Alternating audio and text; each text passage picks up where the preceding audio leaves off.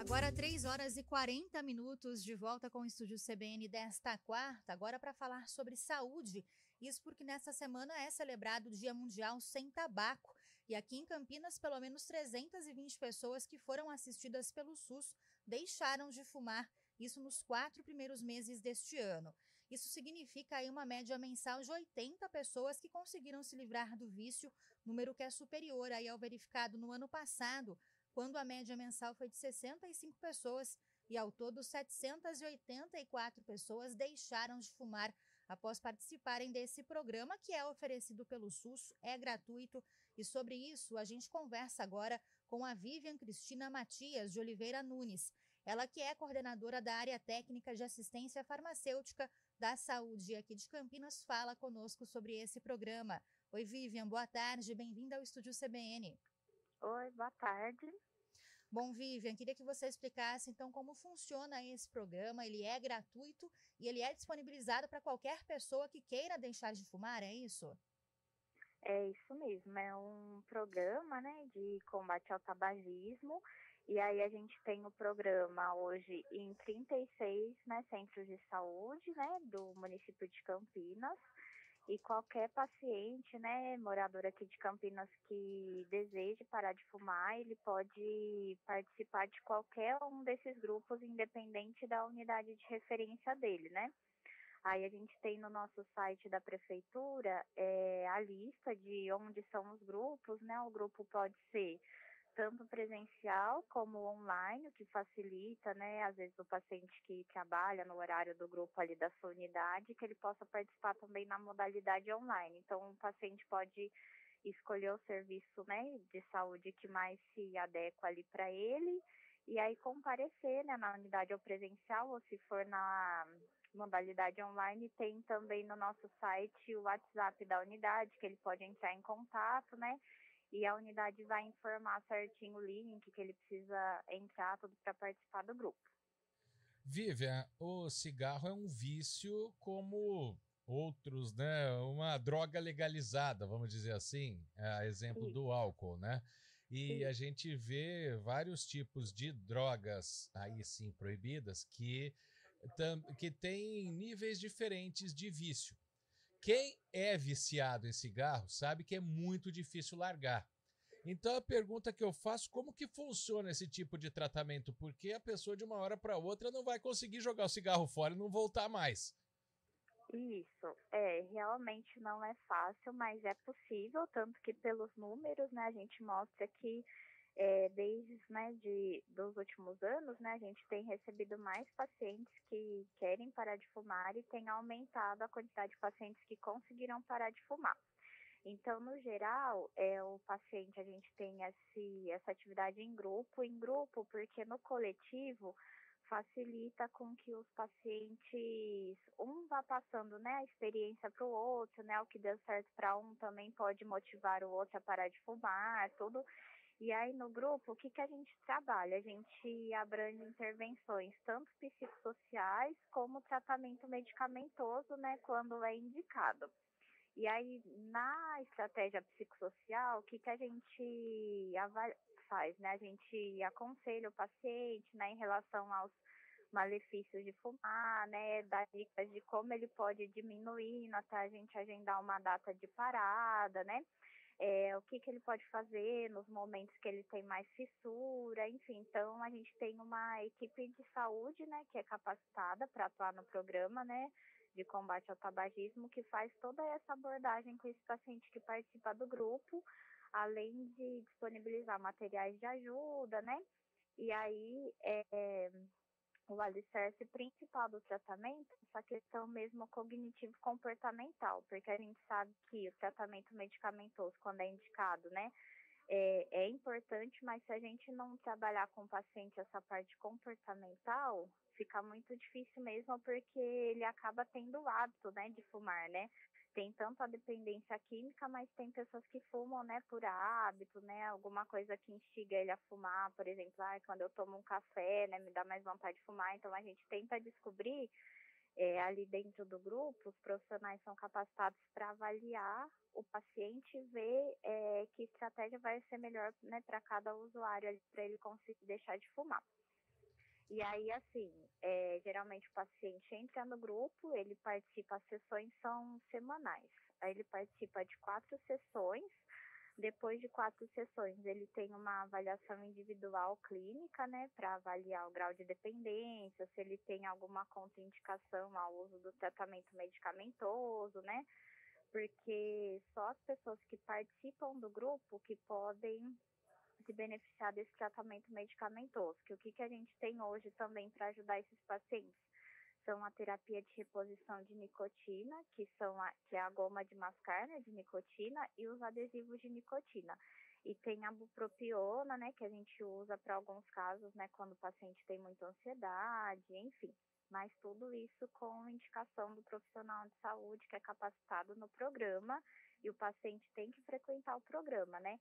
E aí, para ele começar, se ele não tiver nenhuma contraindicação, né, em relação, por exemplo, ao uso dos adesivos de nicotina, né, que é mais comum, a gente combina com o paciente uma data de parada e só depois que ele parar de fumar que ele pode entrar com a terapia de reposição de nicotina, porque senão, se ele fuma e também usa o adesivo, né, ele tá com uma dose de nicotina, né, muito tóxica, então o paciente precisa deixar de fumar para entrar com a terapia de reposição de nicotina. Então, a gente explica tudo isso para eles, né? E aí, o uso desses medicamentos vão ajudando, né?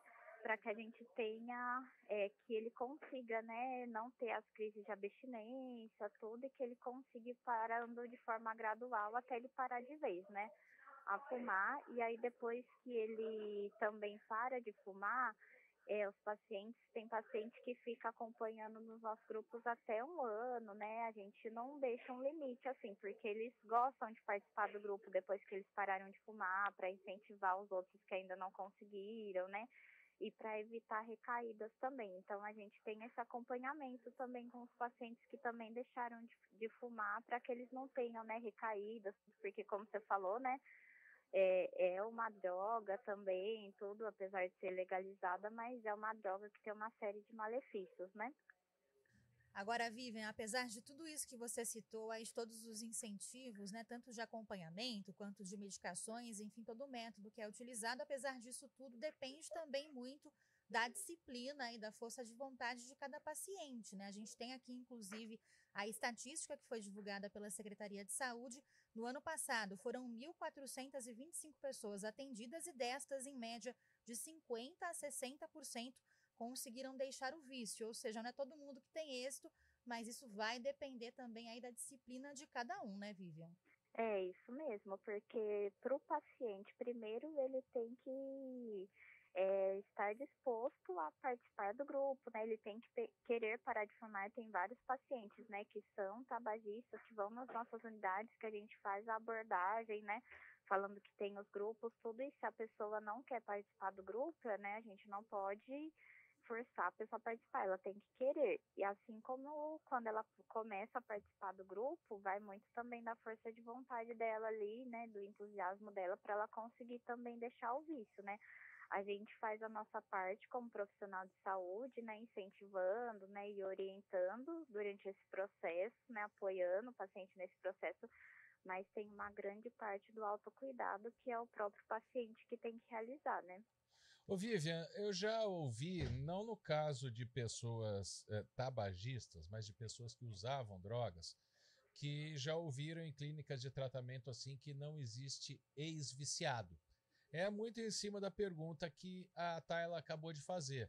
A pessoa, ela vai ter a necessidade da nicotina dela por muito tempo, até na questão da recaída que você acabou de falar, ou é diferente? Depois de algum tempo o organismo para de sentir falta? Não, então, depois que a pessoa deixa de fumar, né, para você ter uma ideia, após 2 horas que ela parou de fumar, não tem mais nicotina circulando no sangue dela, né? E quanto mais tempo ela, né, parou de fumar, vai reduzindo os riscos de algum agravo de saúde mais sério que ela poderia ter no futuro, né? Mas, assim como quem também, né, é, usar álcool, tudo, né, em bastante quantidade, tudo, a gente fala para o paciente evitar, né, frequentar lugares que tem pessoas fumando, né, evitar ter um cigarro por perto, enfim, para evitar que ele tenha essa recaída, né. Mas a grande maioria, é o que eu falei, a gente, quanto mais tempo ele fica ali no grupo, né, após ele ter terminado de fumar, né, a gente incentivando, mais chance dele não voltar a fumar no futuro, né? Então, Então, por isso que a gente fala que os grupos são muito importantes, porque no serviço particular, né, se você for numa farmácia particular, você consegue comprar, por exemplo, um adesivo de nicotina, enfim, e tentar por conta parar de fumar, mas é muito difícil se você não tiver essa abordagem cognitivo-comportamental com o paciente para ele entender, né, o que o cigarro representa na vida dele e a economia de parar de fumar que ele pode usar, porque às vezes a pessoa tem aquele cigarro ali como amigo, como lazer, e daí a gente mostra, olha a economia que você pode fazer se você não comprar mais cigarro. Com isso, você pode fazer uma viagem para tal lugar, né? Então, cada paciente tem uma motivação diferente para parar de fumar. Então, a gente tenta mostrar para eles, né, baseado nessa motivação que eles têm, como continuar nesse processo, né, e não ter nenhuma recaída. E se tiver recaída também não é problema nenhum, porque ele pode voltar para os grupos e a gente ajuda ele, né, da mesma forma. Então, e não é, assim, problema para ninguém, né, porque a gente sabe que é um vício, né, e que é difícil. Se fosse fácil, não precisaria ter tantas pessoas envolvidas aí nesse cuidado, né, ele conseguiria fazer sozinho. e o vício, né? Chamou muita atenção, você falou para que as pessoas não ficarem perto de quem tá fumando, né? Por isso que não é tão lenda assim que o ex-fumante é muito chato com fumaça de cigarro, né? É isso mesmo, porque ele precisa evitar tudo que seria um gatilho, né, para ele retomar, assim como outras drogas, né?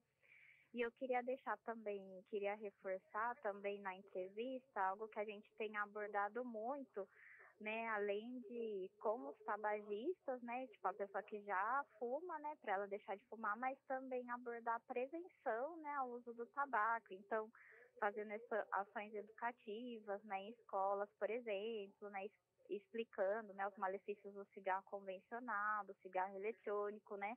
A gente está vendo também um grande aumento dos adolescentes usando cigarro eletrônico, que nem é regulamentado, né, pela Anvisa no Brasil.